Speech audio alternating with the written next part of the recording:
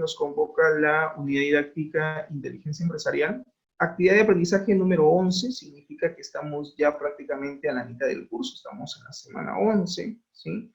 Y nos convoca el tema de implementación y procesamiento de un cubo OLAP. El objetivo o la capacidad que deben de lograr en esta semana es que aprendan a crear y procesar un cubo OLAP. Ya estamos en el tema de creación y procesamiento del cubo OLAP. La semana pasada vimos el tema de creación del datamar, que estaba en función a las preguntas de negocio que se tenían que efectuar por parte de la gerencia, y luego que se canalizaban esos requerimientos, esas preguntas de negocio, que dicho sea de paso, tienen que ser requerimientos que deben estar enfocados a la base de datos transaccional que ustedes tienen.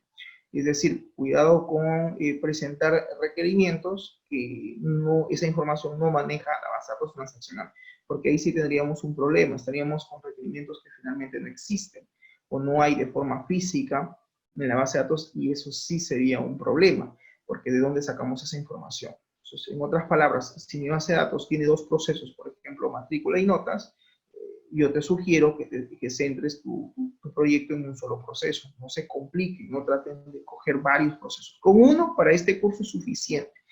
Cuanto más pequeña es de repente tu base de datos, o vas a centrarte solamente en un proceso, es mucho mejor, porque obviamente no va a ser tan extenso el trabajo, ¿correcto? Esto por efectos académicos. Ya en efectos laboral, por tema ya de trabajo en la vida real, una solución BI puede, digamos, contener varios procesos. Eso implica que existan de repente más de un datamar, ¿no? 1, 2 o 3 datamar. Eso es en la vida real. Como ejemplo, si tienes dos procesos, vuelvo a repetir, tienes matrículas, pagos de pensión y tienes notas, céntrate en uno de ellos. O te centras en el proceso de matrícula, que implica los pagos, tendrías un proceso, o en todo caso te puedes centrar de repente solo en la parte académica, en la parte de notas, ¿no? Profesor, queremos una solución de BI para tomar decisiones, para mejorar el proceso de toma de decisiones con respecto a la calidad educativa, con respecto a lo que es mejorar la calidad de enseñanza. Y claro, y para eso tengo que enfocarme en las notas de los estudiantes, ¿no? Como por ejemplo analizar cuál es el número de estudiantes desaprobados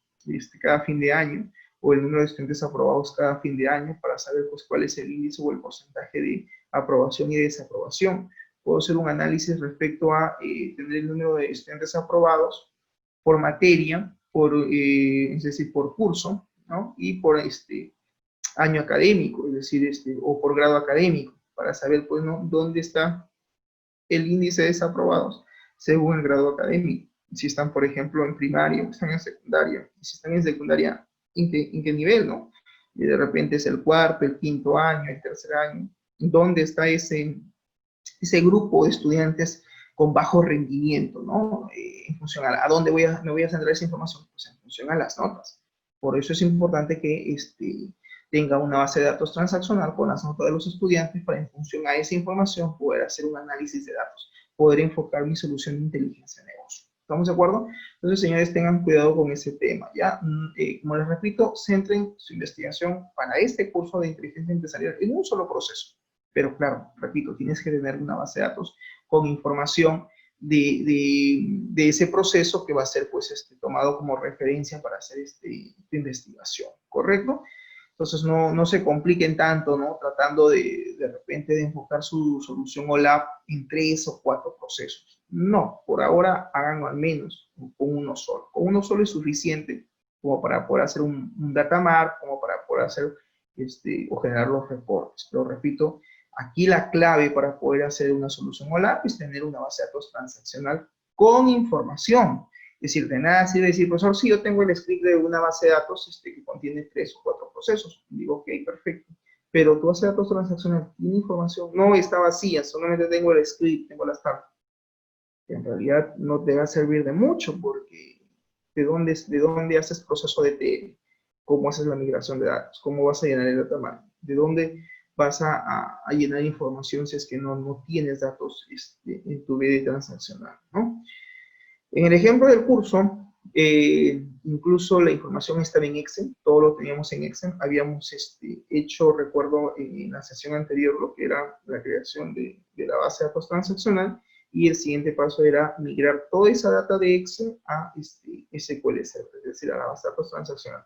y de allí pues se planteaban las preguntas de negocio, se hacía el análisis para identificar pues cuáles eran las dimensiones, cuáles eran las métricas del negocio para poder crear las FAQ o tablas de hecho, y en función a ello pues elaborar lo que se llama el cuadro de bus matriz, que es una tabla de doble entrada donde especificamos pues las dimensiones con las métricas, y según el análisis identificábamos cuántas FAQ o tablas de hechos iba a tener.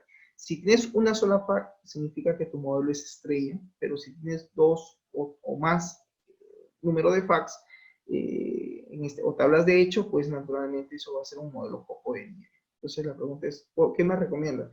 Yo te recomiendo que te salga un modelo estrella. Si te sale un modelo estrella, es fácil de analizar, es fácil de implementar. Entonces, eso va a estar en función al número de métricas que tengas y que guarden relación con las dimensiones. Porque en el bus matriz uno tiene que hacer básicamente identificar qué métrica guarda relación con qué dimensión. Si guarda relación, significa que está unido, hay una unión, hay una relación ahí. Pero si no, es probable que tengas más de una. Cuidado con eso. Una vez que ya ustedes tienen el datamart, ¿qué es lo que hay que hacer? Pues una vez que ustedes, según el bus matriz, han identificado dicho modelamiento, han hecho modelamiento, han creado el datamart, lo otro que hay que hacer es un proceso de ETL, que es migrar básicamente toda la base, los registros de la base de datos transaccionales al datamart, y en función a eso, pues implementar lo que se llama el CuboLab, ¿no? El CuboLab, dicho sea de paso, es el objeto que va a contener información de este datamart. Acuérdate que el datamart es una base de datos dimensional, no es una base de datos relacional, es dimensional, porque está enfocado bajo el modelo, ya sea estrella o copo de nieve. Vas a tener que, en este caso, pues, identificar a través de la elaboración del cuadro de bus matriz, ¿no? Entonces, entender esto, jóvenes, implica que tú lleves paso a paso cada una de las lecciones, que revises el material, ¿no? Si, por ejemplo, tú te has conectado hace, no sé, te estás conectando después de 3 semanas y no has revisado ni siquiera las videoconferencias que ya subí a la plataforma, que se han subido, de clase a clase yo máximo en un plazo de 48 horas lo subo, entonces, obviamente no me vas a entender, vas a escuchar que estoy hablando en chino, porque claro, pues si no sabes qué es un datamart, no sabes qué cosa es inteligencia de negocios, o qué cosa es BI, no sabes qué es una dimensión que ya hemos explicado, o qué es una jerarquía de datos, a estas alturas que ya estamos a punto de llegar a lo que es la creación del cubo, créeme que no me vas a entender nada porque hay muchos conceptos detrás, mucha terminología que hay que entender. Si tú entiendes el término, entiendes el concepto, entonces vas a, digamos, a tener claro esto. Si no tienes la idea del concepto, qué cosa es lo que representa un cubo lab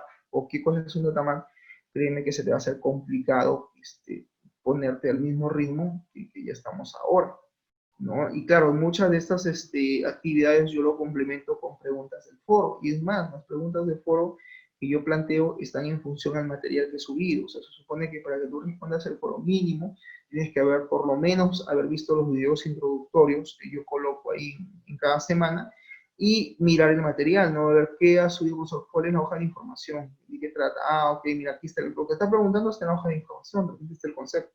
Pero tampoco hagan un copy-paste, pues no, léanlo y interpreten, saquen un resumen y explicar básicamente su punto de vista, ¿no? Respecto a la pregunta que se estaría formulando en cada foro, básicamente en eso consiste. Hay algunos que a veces ni siquiera leen, googlean, lo copian y lo pegan. Te digo porque por ahí he visto una definición tal cual de internet. Bueno, yo no me hago problema, yo lo puedo considerar, pero no es la idea. La idea es que tú, digamos, revises, leas, analices y entiendas esos conceptos, porque si no, conforme vayas avanzando, no tienes claro los conceptos y te puedes equivocar, ¿no? O no puedes tener claro en qué consiste este tipo de soluciones. Bien, introducción entonces. Dice, la propuesta de Edgar Frankot, recuerda que es el autor que propone la teoría del modelo relacional. Es decir, el concepto de base de datos relacional nace gracias a este autor. Bien, Edgar Frankot, su propuesta consistía, dice, en realizar una disposición de los datos en vectores para permitir pues, un análisis rápido. Estos vectores, dice, son llamados cubos, famosos cubos OLAP. También disponer de datos en cubos evita una limitación, dice, de las bases de datos relacionales, que no son muy adecuadas para un análisis instantáneo de grandes cantidades de datos. Eso es verdad. Cuando nosotros queremos analizar grandes volúmenes de datos, una base de datos transaccional no es la más adecuada, porque tendrías que hacer todo un inner join, un enlace de varias tablas para poder tener pues, una super consulta y tener toda esa información a la mano. Entonces, las bases de datos relacionales o transaccionales ayudan en una empresa, sí, sí ayudan como sistemas recolectores de información, porque ellos básicamente hacen transacciones, hacen insert, update, delete. Para el tema de mantenimiento de datos, pues necesito un sistema transaccional, necesito un software de escritorio, necesito una aplicación web, necesito una aplicación móvil, porque son los sistemas que más se adaptan a lo que es la recolección de datos, que son sistemas que justamente buscan la automatización de el recojo de información mediante una solución de este tipo. ¿No, profesor? Todos los pedidos en la empresa se hacen de forma manual. Pues debes tener un sistema informático que te permita registrar tus pedidos. ¿Quién lo hace? ¿Un OLAP o un OLTP? Pues lo hace un OLTP, un sistema OLTP, un sistema transaccional, un sistema de procesamiento transaccional en línea. Un sistema OLAP, ¿para qué se emplea o para qué se desarrolla? Básicamente para extraer información, para, digamos, obtener reportes de datos. Pero que estos reportes tienen que haber sido preparados con anterioridad por en este caso, los especialistas de aquí, que lo que básicamente hacen es, como se dice, tienen una base de datos dimensional, como es un data mart o un data warehouse, y de esta base de datos dimensional se extrae la información y digamos, se coloca dentro de un cubo lab. Hace todo el procesamiento de los datos, tiene incluso un cubo lab, tú puedes definir ahí lo que se llaman las jerarquías de datos, puedes crear cálculos, puedes crear KPIs, incluso el proceso de minería de datos se hace a través de un cubo lab, ¿no? Entonces, digamos que una vez se implementa el datamart, puedo ahora sí implementar un cubo. Si ya lograste implementar tu cubo lab ha sido procesado, ha sido ya implementado, o sea, no te ha generado errores en el procesamiento, pues excelente, ya puedes aplicar minería de datos, ya puedes crear dashboard, ya puedes sacar estos reportes en Excel, o en Power BI, o en Report Viewer. O sea, básicamente ahí es donde ya yo creo lo Walt Disney, como se dice, mis reportes para el usuario con mis gráficos estadísticos, muy bonitos, para que cuando él acceda a la información pueda ver esta data y pueda analizarlo mediante gráficos. Y el análisis de datos en realidad, jóvenes, no es darle al usuario una tabla o un formulario con 1000 registros, 5000 registros y decirle, toma, ahí están los datos, ahí está el query. Porque en realidad no, eso no le va a ayudar a tomar decisiones. No, un usuario que lea 5000 registros o 1000 registros, pues se va a perder porque la información es muy densa y eso pues lo va a encontrar en una base de datos transaccional, en un sistema OLTP, no le sirve.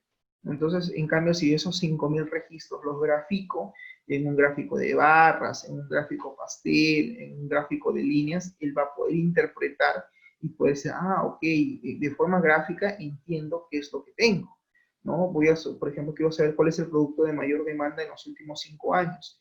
Accedo al reporte, ingreso el año de inicio, el año final y le digo visualizar ¿no? O cargar el reporte, hago clic y me sale pues el gráfico, ¿no?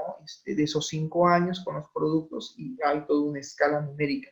Entonces yo digo, miren, en el 2010 el producto que más se vendió de repente fue, no sé, vamos a poner panetones, fue el panetón mota, pero en el 2011 Donofrio toma la batuta, tuvimos más ventas en ese año. En el 2012 luego Donofrio bajó y aparece de repente Gloria, y así se va analizando la información en función al gráfico y en función a los datos que se representen dentro de él. ¿Ayuda a tomar decisiones una solución de ese tipo? Claro, porque tenemos la información resumida a través de un gráfico, y como dice el dicho, ¿no? Un gráfico habla más que 1000 palabras, ¿no? Porque tener un informe extenso con 20, 30 hojas llenos de tablas de información, de datos, analiza todo eso, es complicado, es complejo, o sea, si queremos hacer análisis de datos, necesitamos tener los datos a través de reportes. Con un reporte, con un gráfico, el usuario lo va a entender y va a poder saber cómo va su negocio, va a poder saber cuáles son los clientes desaprobados, aprobados, por materia, para saber de repente cuál es el curso más difícil o de repente que requiere de más horas de estudio, y claro, esos cambios los va a poder proponer la dirección académica o la coordinación académica de esa institución, y lo está haciendo en función a la información que este sistema de BI le arroja, le muestra, ¿no? Vamos a suponer que en el caso, por ejemplo, los que están haciendo, digamos, proyectos sobre el taller de mecánica, ¿no? Por eso yo quiero saber el número de atenciones, ¿sí? O el número de clientes que ha atendido en el tiempo, o quiero también, por ejemplo, eso es un reporte, ¿no? Quiero saber cuántos clientes se tienen en el tiempo, cuántos clientes se tienen. Cuando digo en el tiempo me refiero al año, al mes, por semana, por día, ¿no? Para decir, muy bien, según mi taller de mecánica, pues tengo mayor capacidad de atención de lunes a viernes, son los días martes o jueves, por decir. ¿Y eso de dónde lo está sacando? Pues del sistema BI, es lo que me muestra. Acuérdate que este sistema BI, pues, se crea en función a una base de datos transaccional. O sea, debe haber un sistema previo, profesor, debe haber un sistema previo para poder yo mostrar esta información. Pues sí, tiene que haber un sistema transaccional de forma previa, porque básicamente ese es el sistema que te va, digamos, a mostrar la información, ¿no? En el caso, por ejemplo, del taller de automotriz, otro requerimiento podría ser, quiero saber, cuál es el vehículo, perdón, cuál es el modelo de vehículo que más atenciones, digamos, ha habido con respecto a mantenimiento. O quiero saber, por ejemplo, el número de atenciones por tipo de mantenimiento, porque claro, en un taller de mecánica hay tipos de mantenimiento, ¿no? Por ejemplo, reparación de motor, de repente por, no sé, caja o por volante, en fin, pues maneja sus datos ahí, el tema de el taller de mantenimiento de automóviles. Entonces yo tengo que conocer cuál es esa realidad, ¿no? Y ver qué tipo de información manejan para poder plantear, en este caso, posibles reportes tentativos, pero que esos reportes tentativos que vas a mostrar, repito, están en función a los requerimientos que te ha pedido el usuario. Por eso es que yo les decía, hagamos un enlace Meet, de repente todos un día en la semana, coordinemos con el delegado para yo ver, según mi agenda, qué día lo podemos hacer, de repente 40 minutos, de repente una hora como máximo, fuera de nuestro horario de clases, para poder ver qué base de datos tienen, qué tablas tienen, y poder más o menos guiarte y decirte, mira, las preguntas que tú podrías, Cueva, plantear según lo que estoy viendo en tu base de datos son las siguientes, toma nota. Y de repente salen 4, 5, profesor, con 6 preguntitas, con 6 preguntas. ¿Puedo hacer una solución BI? Claro que puedes, con 6 preguntas se puede hacer, incluso, ¿no? Pero tengo que ver la base de datos para pedirte un requerimiento en función a las tablas que tengas. O sea, sería tirado de los cabellos yo pedirte algo, o tú plantear algo que de repente no tienes en tu base de datos, ¿no? Un ejemplo para que se entienda. En el caso del colegio, ¿no? Alguien quiere de repente saber cuánto es el número de estudiantes que llegan constantemente tarde al colegio. Quiero saber el número de tardanzas en el tiempo, por grado académico, quiero saber dónde están los tardones, ¿no? Por así decirlo, ¿no? Están en primaria, en secundaria, ¿en qué grados? ¿En qué turnos? ¿En la mañana, en la tarde? ¿Dónde está esa gente que llega siempre tarde a clase? Está en secundaria, muy bien. Mañana tarde, turno mañana, ¿en qué grado?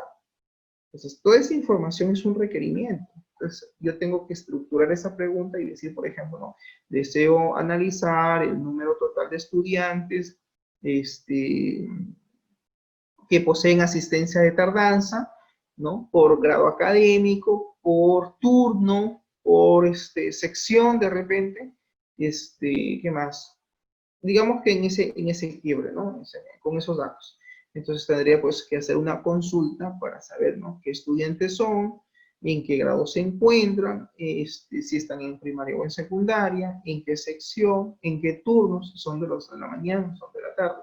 Una vez que tengo toda esa información, recién podré, digamos, identificar mis dimensiones, mis métricas, hacer mi datamap y finalmente, pues, todos esos requerimientos, esas preguntas las tengo que cargar de la base de datos transaccional hacia el datamap para recién poder implementar el Google App y luego poder hacer los reportes. ¿Te das cuenta? O sea, son varias cosas, varios procesos, varias actividades las que tenemos que hacer. Claro que sí. Y aquí lo que más predomina es el lenguaje SQL, porque para hacer las consultas, para hacer incluso la solución BI, pues tengo que utilizar SQL, ¿no? ¿Cómo creo la base de datos? Con lenguaje SQL. ¿Cómo creo, profesor, las consultas de datos que usted me está pidiendo? Con el lenguaje SQL. O sea, todo lo vas a hacer con SQL Server, pero tienes que saber y conocer tu lenguaje SQL. Y claro, vuelvo a repetir, la clave aquí es tener una base de datos transaccional, pero con información. Si no tengo información, ¿qué cosa voy a analizar? Nada, porque obviamente no tengo datos. El análisis que tú vas a hacer o que la gerencia o el gerente o los jefes de área van a hacer es en función a la información que tengan ellos registrados en el datamart. Y esta base de datos dimensional se crea producto de una base de datos transaccional, de una base de datos relacional o transaccional, ¿correcto? Acuérdate que en el datamart no hablamos de tablas, hablamos de dimensiones y hablamos de fact, de métricas. Es otra terminología. Entonces se supone que tú a estas alturas del partido tienes que saber qué es una dimensión y qué es una métrica o qué es una medida o variable del negocio y qué cosa voy a almacenar en una fact o tabla de hechos. O sea, si tú tienes claro ese concepto, vas a poder entender todo lo que viene. Pero si no tienes claro qué es una dimensión o qué es una jerarquización de datos, obviamente que vas a estar perdido. ¿Estamos? Entonces, por favor, revisen las definiciones, ¿no? Yo siempre digo, ¿quieres aprender? Pues tienes que leer el material, de hecho, ¿no? Y si no has podido asistir a la videoconferencia o llegaste tarde a la videoconferencia, profesor ya subió el video, a ver cuál Netflix, ¿no? Preparas ahí tu portfolio y así como ves tu serie, te sientas a mirar de repente las 2 horas de videoconferencia para poder entender, ¿no? Profesor, sí puedes leer, mejor escucho el video de la clase y ahí usted lo explica y ya, pues ya, al menos tengo la idea de qué trata, ¿no? Para más información, pues voy a revisar los otros videotutoriales que usted ha puesto de YouTube, que no son autoría mía, es un resumen que te puede ayudar de repente a tener una mejor comprensión de estos conceptos. Y claro, jóvenes, repito, está el factor tiempo, ¿no? O sea, hay que también ser consciente cuánto tiempo le dedican a un curso. Hay cursos que seguramente son más sencillos, hay cursos que son más complejos, que hay que dedicarle un poquito más de tiempo para desarrollar las actividades que nos dejan, ¿no? O sea, esa es la educación a distancia también, ¿no? O sea, el tema de practicar, el tema de autoaprendizaje, ¿no? Si tú no haces eso, pues va a ser un poco complicado, ¿no? Pero bueno, son un poco la reflexión. Entonces, que quede claro, dice que para disponer los datos en cubos, o sea, en los cubos SOLAP, lo que tenemos que hacer es básicamente tener una base de datos relacional porque es de ella donde se va a obtener la información para poder hacer un análisis instantáneo de estos datos. Las bases de datos relacionales, dice acá, y lo subrayo, son las más adecuadas, son las más pertinentes, dice, para registrar datos provenientes de transacciones. Y claro, cuando hablamos de transacciones, estamos hablando de los sistemas OLTP, que significa Online Transaction Processing, o procesamiento de transacciones en línea, o procesamiento transaccional en línea, como le llaman algunos. Aunque existen, dice, muchas herramientas de generación de informes para bases de datos relacionales, estas son lentas cuando deben explorarse, cuando debe hacer una exploración de datos dentro de todo el database, dentro de toda la base de datos, pues un sistema OLTP va a ser mucho más lento en el tema del tiempo de respuesta a la visualización de esos datos. Por ejemplo, dice, una empresa podría analizar algunos datos financieros por producto, por periodo, por ciudad, por tipo de ingresos o tipo de gastos, y mediante la comparación de los datos reales, por ejemplo, con un presupuesto, ¿no? Más aún cuando se requiere de repente hacer análisis para el área de finanzas. Tú sabes que en una empresa quienes toman decisiones respecto a los activos y pasivos que puede tener una empresa respecto a sus ingresos y sus gastos, o hace el área de finanzas, el área de contabilidad. Entonces ellos sí necesitan tener esta información para poder, pues, digamos, dosificar adecuadamente el presupuesto de la empresa, el presupuesto económico, ¿no? Pero, por ejemplo, el pago de planillas, el pago de servicios, alquiler de local, agua, luz, telefonía. ¿De dónde creen ustedes que sale? Pues de todos los ingresos que ellos tienen que hacer una distribución de sus gastos, ¿no? Gastos en contabilidad se llama pasivos contables. Estos parámetros, dice, en función de los cuales se deben de analizar los datos, se conocen básicamente, dice, como dimensiones. Para acceder a los datos, solo es necesario indexarlos a partir de los valores de las dimensiones OX. El almacenar físicamente los datos de esta forma tiene sus pros y tiene sus contras. Por ejemplo, en estas bases de datos las consultas de selección son más rápidas en un sistema OLAP. Se hace casi al instante, no demora mucho, pero uno de los problemas más grandes de esta forma de almacenamiento es que una vez poblada, dice la base de datos, esa no puede recibir cambios en su estructura. Claro, una vez que tú implementas el datamap, ojo señores, ya no puedes hacer un alter database, ya no puedes hacer un create table, ya no puedes, digamos, agregar más datos, porque ya el modelo tiene consigo información, y eso es importante resaltar. Si tú has implementado tu CuboLab, ya migraste datos, no puedes modificar, alterar esa base de datos, porque si haces, estaríamos en contra del principio de veracidad de la información. Recuerda que la información tiene que ser fidedigna, ¿no? La información tiene que ser fidedigna. Si tú haces un update sobre la base de datos o haces una eliminación dentro del datamar de la información que ya se migró, entonces estás faltando ese principio, el principio de integridad de los datos, porque naturalmente estás adulterando los datos que han sido migrados de la base de datos transaccional. Entonces, significa que los reportes que se obtengan en función a ese datamar, en función a ese CuboLab que vas a implementar, pues es información que vas a mostrar de forma gráfica alejada a la realidad comercial de la empresa, porque naturalmente la base de datos tenía algunos valores, algunos importes, y de repente una vez que migraron, tú lo que has hecho es aumentar o disminuir esos valores numéricos, o modificar la información que estaba ya en ese datamar. Si haces eso, créeme que todo lo que muestres va a ser información que no se ajuste a la realidad de la empresa, y eso debemos evitar. Cueva dirá, profesor, conclusión, significa que una vez que yo creo mi datamar, hago mi proceso de ETL, mi proceso de extracción, transformación y carga de datos, migro la información de la base de datos transaccional hacia el datamar, ¿ya no puedo yo modificar el datamar? No. Profesor, ¿y si se agregaron más registros en la tabla pedidos, más registros en la tabla factura, o más registros en la tabla matrícula, o en la tabla notas de la base de datos transaccional, pero ya migré el datamar, ¿qué hago? Delete from, es decir, eliminas todos los registros que tiene el datamar y vuelves a hacer la carga de datos, es decir, vuelves a cargar nuevamente la ETL que te permite migrar datos de la BD transaccional, el database transaccional, hacia el database dimensional, es decir, hacia la nueva base de datos dimensional. En este caso, pues es el datamar o data warehouse, ¿no? Como yo les dije al inicio del curso, es una falacia, es una mentira que yo te diga que en mi curso vamos a hacer un data warehouse. Falso. Un data warehouse no se hace en meses, se construye en años, porque tiene información, es un repositorio central que guarda información del All Enterprise, es decir, de toda la empresa. Y eso no lo vamos a poder hacer en 15, ni 16, ni 18 semanas. Lo que vamos a hacer en el curso es un datamap, y es básicamente una pequeña base de datos que contiene información sobre una área específica de la unidad estratégica de negocio, que contiene información de un área específica de la empresa, y por lo tanto, esta información va a ser migrada a través del proceso de ETL, ¿no? Que dicho sea de paso, lo hago en la herramienta SQL Server Data Tools, ¿no?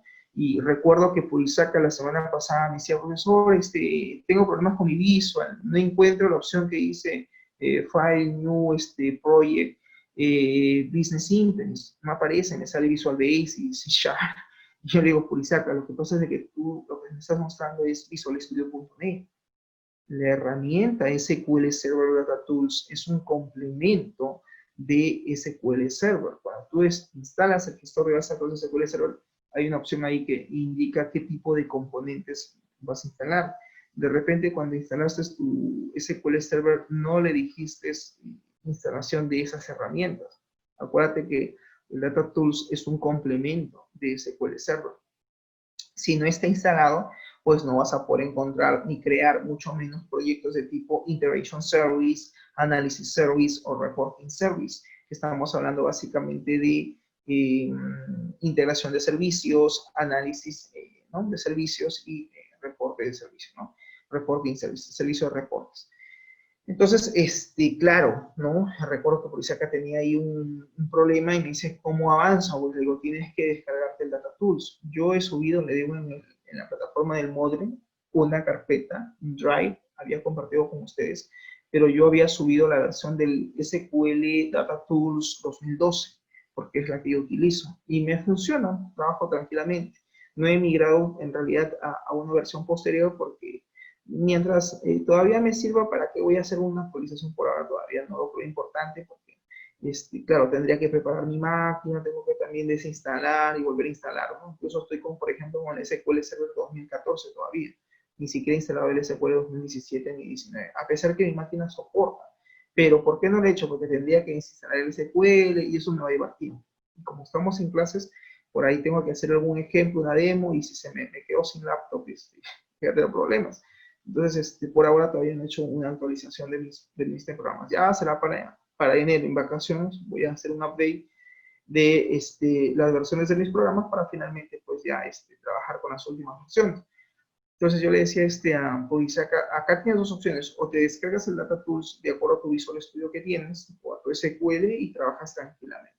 Creo que lo llegó a hacer, creo que ya está haciendo su proceso de TL. Más de una vez he apoyado, por ejemplo, a su compañera Polisaca a través de una videollamada en WhatsApp o a través de un Meet, a veces en la tarde, a veces en un ratito, en 5 o 10 minutos, porque tenía problemas con los laboratorios.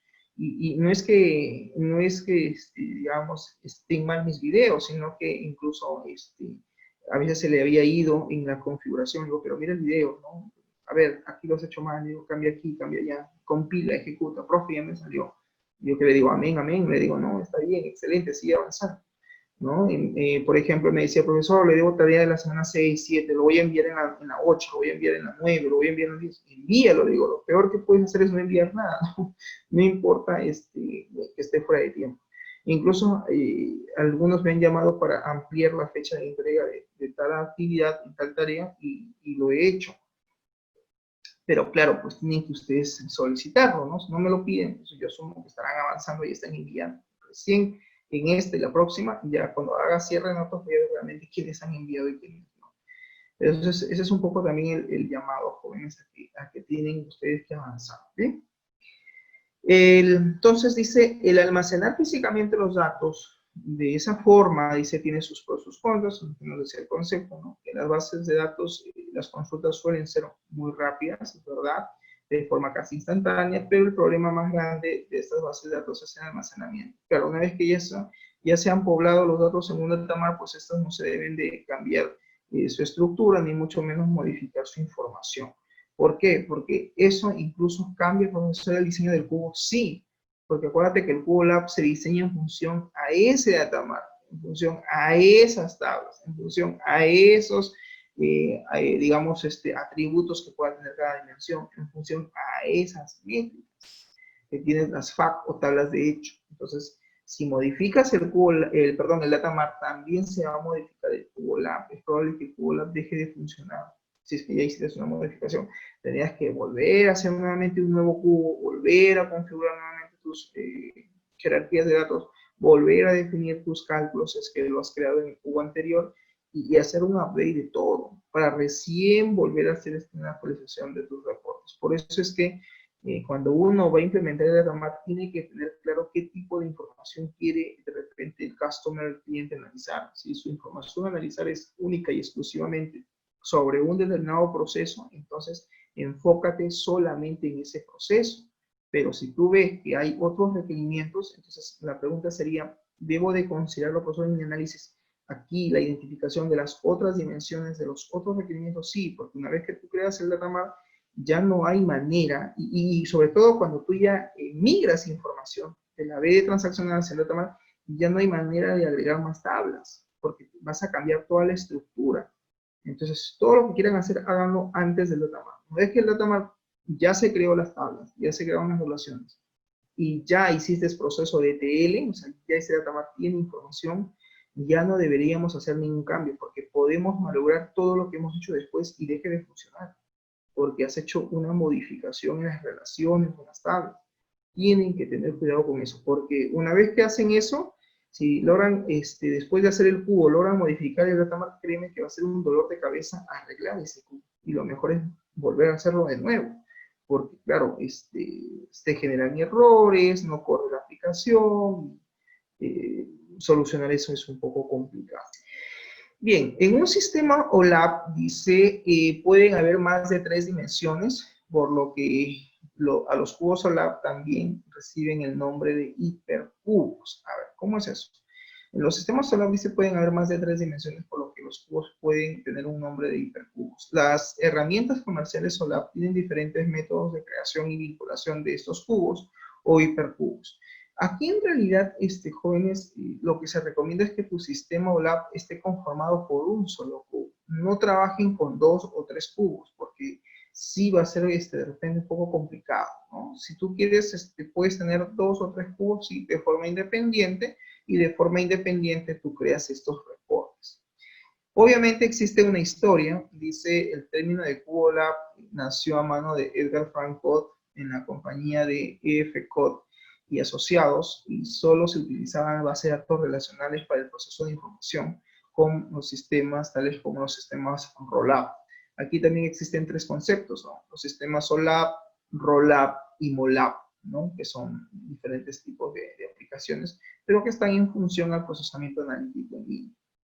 Gracias a la incorporación de las bases de datos de tipo multidimensional y el nacimiento del nuevo concepto de CuboLab, dice las herramientas de soluciones para lo que son sistemas de Business Intelligence han avanzado notablemente en cuanto a las prestaciones de esas aplicaciones que brindan a las empresas, donde la información debe ser confiable, debe ser precisa, debe ser fidedigna y en el momento oportuno obviamente que lo soliciten los usuarios, son uno de los bienes más preciados para una empresa. Claro, ¿cuál es su activo? ¿Cuál es su segundo activo más preciado para una empresa? Pues naturalmente, después de su capital, es la información, ¿no? Porque en función a la información que ellos manejen, van a poder tomar decisiones.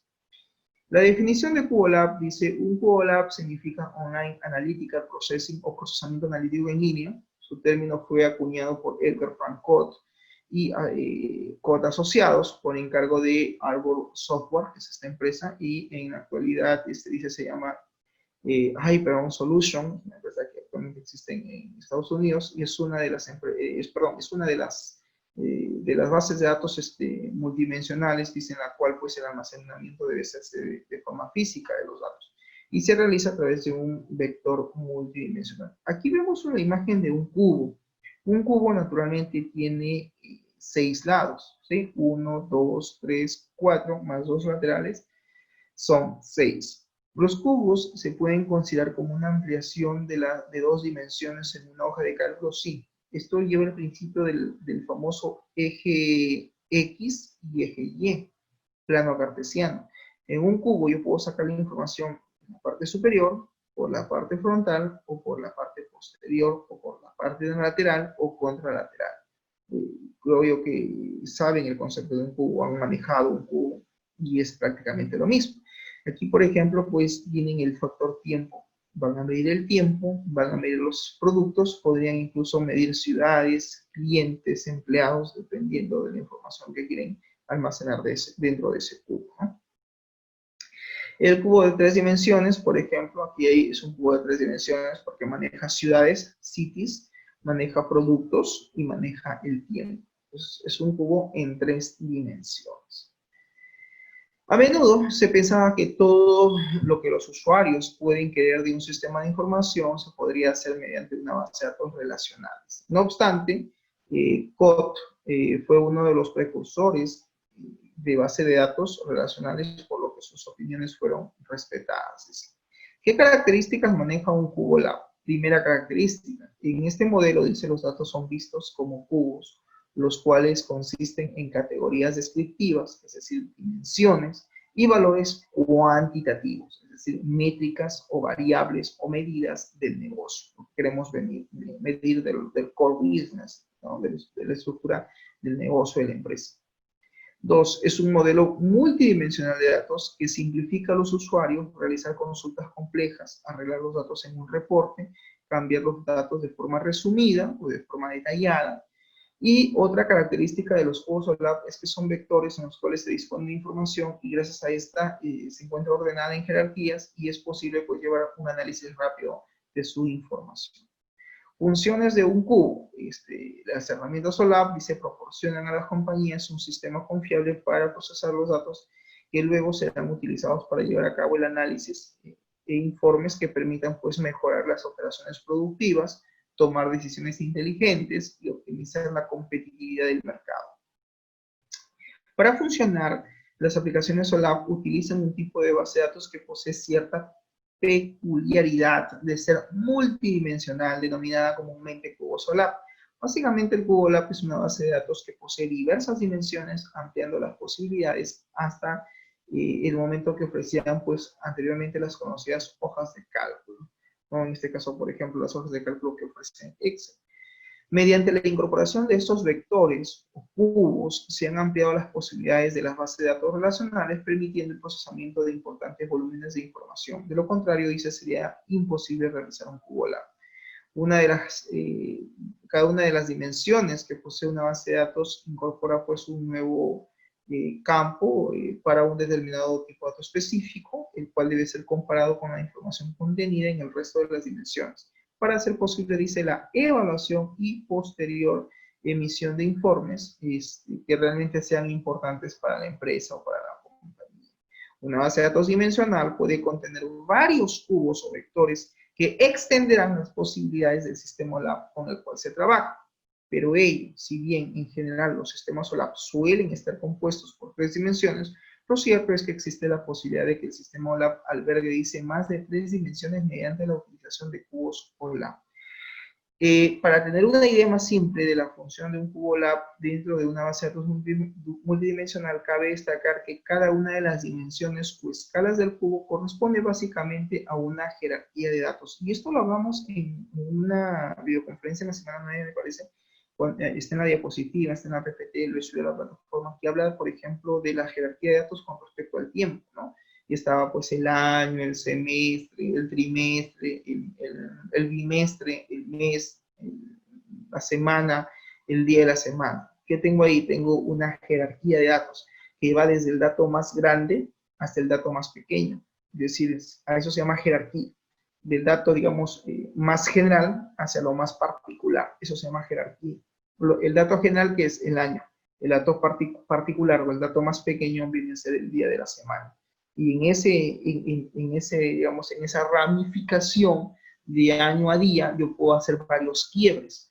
A esos quiebres se le llama pues las famosas jerarquías de datos que tengo que crear en el cubo para luego yo poder analizar mi información en el tiempo, ya sea por año, por semestre, por bimestre, trimestre, día de semana, etc., ¿no? Va a depender de a qué nivel pues quieran ellos hacer, el usuario quiere hacer su análisis de su información. Y para eso tengo que tener, en este caso, jerarquías de datos. Beneficios de un cubo OLAP. Es de fácil uso, es un beneficio, y tienen un acceso flexible para los usuarios. Los datos están organizados en diferentes dimensiones, lo que permite pues un mejor análisis. Ahorro, generando productividad, en el caso de las personas, de los profesionales que deben estar altamente capacitados para el uso de estos sistemas, y permite pues encontrar la historia de los datos, ¿no? Porque acuérdate que una solución de BI es para hacer análisis descriptivo de la información, es decir, analizar datos históricos que tiene la empresa, y esto lo vamos a almacenar en un sistema de tipo Business Intelligence. Diferente a un sistema OLAP como por ejemplo Business Analytics, que ahí sí hacemos predicción de datos, y eso es otra cosa, ojo, no confundir. Y de una u otra manera los sistemas OLAP se generan cierta ventaja competitiva. ¿Cómo cambiar una instancia de SQL Service a modo tabular? Ok. En este punto es importante entender que si tú estás siguiendo los pasos de los videos tutoriales que yo te estoy dando y no logras crear el cubo, no por un tema de error de configuración, sino por un tema de implementación, y te sale que no existe la instancia, en este caso tabular, sino que está como multidimensional, tenemos que cambiar la configuración.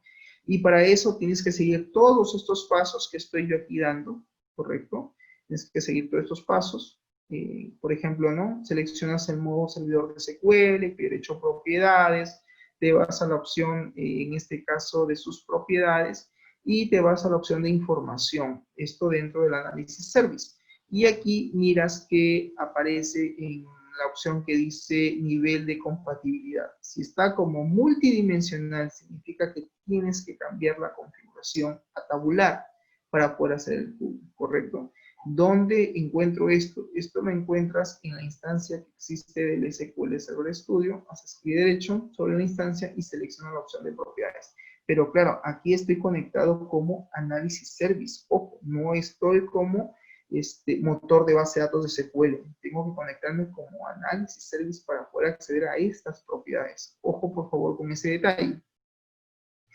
Una vez que han hecho eso, te vas a ir a la siguiente ruta. Te vas a la opción de C, archivos de programa, Microsoft SQL Server. La carpeta, según la versión que tú tengas instalado de tu SQL, puede ser SQL, en mi caso es la carpeta MSAS 13, porque estoy con la versión 12, perdón, 14, y la versión 14, pues su carpeta es así, MSAS 13. Punto tabular, debe haber una carpetita ahí, ahí vas a encontrar una subcarpeta que se llama OLAP, y dentro de esa subcarpeta va a haber otra carpeta llamada config, que tiene que ver con la configuración. Y ahí es donde vas a decir, copia el archivo msdbsrv.ini y en tu escritorio, como muestra la siguiente captura. Es decir, copias ese archivo, correcto, es este de acá, mira, este de acá está la ruta, ¿sí? Archivos de programa, SQL Server, la ruta, OLAP, conf, y ahí está. msmdsrv, ese es el archivo, de extensión .ini. Lo vas a abrir con un bloc de notas, ojo acá, dice abrir el archivo con un bloc de notas. Pues, ¿cómo abro esto? Clic derecho, abrir con, y elige el bloc de notas. Ok, te vas a la propiedad donde dice modo de implementación, que va a estar seguramente en 0. 0 significa que es multidimensional. Y lo vas a cambiar al parámetro 2, que hace referencia al modo tabular. En la siguiente pantalla se muestra el modo de implementación, y en este caso hay que cambiar de 0 a 2.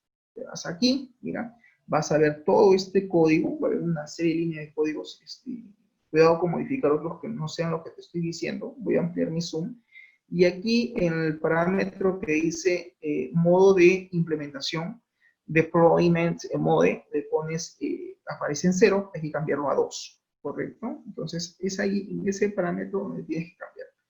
Entonces mira acá, se ha editado, efectivamente está ya aquí como número 2, o sea, ya se el cambio de 0 a 2, ¿y qué haces ahora? Pues guardas los cambios, ¿correcto? Guarda los cambios, y lo que vas a hacer es, vas a copiar ahora este archivo que lo tenías en el escritorio, ¿sí? Lo vas a copiar y lo vas a reemplazar por el archivo anterior que existía en la ruta C, archivos de programa, Microsoft SQL Server, msaf13.sql Server, OLAP config, dentro de esa ruta donde estaba inicialmente, lo reemplazas. Copias el archivo que editaste, lo guardas en el escritorio, lo reemplazas. Y una vez que has hecho eso, te vas a la ventana de service.msc. Acuérdate que esta es la ventana de configuración donde están los servicios. Y lo que haces es Windows R, vas ahí y eliges la opción que dice Análisis Service. Y lo que vas a hacer es reiniciar esta instancia. Seguramente lo vas a encontrar detenida, clic derecho y le das clic en la opción Reiniciar servicio. Una vez que has hecho eso, ahora te vas nuevamente al SQL, ¿no? Te has conectado por Análisis Service, derecho propiedades, regresas a esta ventana y en sus propiedades ya no debe de aparecer multidimensional, sino debe de aparecer tabular. Profesor, ¿esta ventana en dónde lo encuentro? Acá, mira. Esto estaba al inicio. Esto estaba acá al inicio, ¿no? O sea, en este caso, te vas a conectar, dice, con la instancia de SQL Server, clic derecho y te vas a propiedades. Pero claro, aquí tienes que estar ya como Análisis Service. Ojo con ese detalle. Así como está la imagen. Análisis Service. Será pues local, paréntesis, Análisis Service. Entras y te vas a sus propiedades. Y aquí inicialmente decía multidimensional, se supone que he seguido los pasos de configuración y si está de forma correcta, cuando yo vaya aquí ya no va a decir multidimensional, sino voy a visualizar lo que está aquí, que es la palabra tabular. Cómo se encuentra en este caso aquí. Está más acá abajo, un momento. ¿Cómo se encuentra aquí? Así, tabular. Debe de haber cambiado de multidimensional a tabular, si es que ha seguido los pasos correctamente. Muy bien, una vez que has hecho eso, pues bien, habrá que implementar el cubo. En el video tutorial que yo he publicado en la plataforma vas a encontrar algo como esto. Sigues los pasos del video y vas a crear finalmente el cubo, ¿no? Cuando tú hagas clic derecho, después que has seguido todos los pasos, derecho procesar, debe de todo aparecer comandos completados con Excel, ¿no? Como si fuera una ETL, ¿no? Una ETL. Clic derecho acá, procesar, y empieza a salir una ventana y empieza a verificar que todos los procesos de configuración del cubo se encuentren de forma adecuada o de forma correcta. Bien, jóvenes, entonces eso es la actividad para esta sesión. Tiene que ver básicamente con la creación del Cubo Lab. Hay que ser, para esto, pues obviamente tienes que tener el Datamar ya con registros. Si no has hecho los laboratorios del Datamar, o sea, no has creado el Datamar, estoy hablando de mi ejemplo, ojo, de mi ejemplo, no de tu proyecto. Si no has creado el Datamar y todavía no has mirado los datos, pues no vas a poder continuar con este proceso, o sea, con esta tarea. Y para hacer el Cubo Lab, para hacer la tarea de la semana 11, pues tienes que haber hecho la 10, ¿no? Profesor, de repente por saca la 10 no lo he hecho, recién no tengo, ¿lo puedo enviar en la 11? Dale, envíalo en la 11. Profesor, la 11 no me da tiempo, ¿lo puedo enviar en la 12? Dale, no hay problema, envíalo aunque sea en la siguiente semana. Pero si quieres que amplíe la fecha, lo puedo ampliar, cuestión de que me lo pidan. Si me dicen, profesor, necesito que amplíe la fecha de entrega de la semana 10, la tarea. Ya yo lo puedo extender hasta el sábado. Si es que ya estás por terminar o ya lo tienes listo, lo puedo ampliar para que lo publiques dentro de esa actividad que corresponde. Bien, no sé si hasta aquí, jóvenes, hay alguna pregunta o alguna consulta por parte de ustedes. ¿Estamos claros hasta aquí? Con toda confianza pueden decir, no sé, si hay alguna pregunta o alguna consulta respecto a lo que se está explicando. ¿Preguntas? ¿Todo claro? Bien. Entonces, aquí lo único que se les pide es que, como se dice, pues sigan los laboratorios, sigan los ejercicios, porque ahí es donde tienes que aprender, ¿no? Pero naturalmente, como te digo, es importante que tengas el datamar. Para hacer el cubo tienes que tener el datamar con datos. Si no hay datamar con datos, no puedes hacer el cubo. Y si no hay cubo, no hay reportes, que ese sería el siguiente tema a abordar. Sí, es que es un tema bien complejo, bien amplio. Por eso que cuando yo les enseñé gestión de base de datos, no sé, Jerónimo, si recuerdas, yo les decía, señores, aprendan su SQL, señores, practiquen ETL. ETL yo les he preparado desde el tercer semestre, con el curso de diseño de base de datos, no me recuerdo. Hicimos algunos laboratorios con proceso de ETL, ya para migrar de Excel a SQL. En el cuarto semestre, en gestión de base de datos, volvimos a ver, recuerdo algunos videos de ETL, les dejé para que vayan, digamos, haciendo, y lo hice con la única intención de que se vayan familiarizando con el proceso de migración de datos de forma masiva, porque si algo se utiliza aquí en BI es eso, migrar datos, ¿no? Hay un análisis, naturalmente, porque tengo que identificar los requerimientos, tengo que diseñar mi bus matriz, ahí simplemente es análisis, o sea, no hay mayor ciencia que analizar, estructurar, definir, pero el proceso, digamos, más pesado, creo yo, es el proceso de migración, el proceso de ETL. El cubo en realidad no es complicado, un cubo se puede hacer en 20 minutos más o menos, pero tengo que tener el datamar, pues, obviamente con información. Si no tengo el datamar, no hay cubos. Y ya el tema de dashboard, de reportes, ya eso es mucho más sencillo, es simplemente hacer clic, clic, clic y jalar los modelos o las plantillas de reportes que tengas según el software que estés utilizando, ¿no? Llámese de repente Power BI, llámese Reporting Service, llámese Report Builder, uno simplemente va haciendo sus reportes. E incluso en el mismo Excel, profesor, no tengo los programas, puedo hacer mis reportes en Excel y esos reportes los puedo enviar al usuario para que finalmente pueda modificar, mover los valores y obtener sus resultados y pueda tomar decisiones con esos modelos de reportes que le estoy definiendo. Pues claro que sí, puedes tranquilamente incluso hacerlo hasta en Excel. si es que la empresa no quiere pues adquirir de repente la licencia de algún sistema reporteador, ¿no? Como por ejemplo Power Builder es una herramienta muy interesante, es probable que aquí lo hagamos, porque te genera pues reportes con gráficos, con plantillas que ya están predefinidas y interesantes para poder generar algún dashboard, ¿no? Algún reporte. Ok, listo, gracias. Entonces a su asistencia, no se olvide.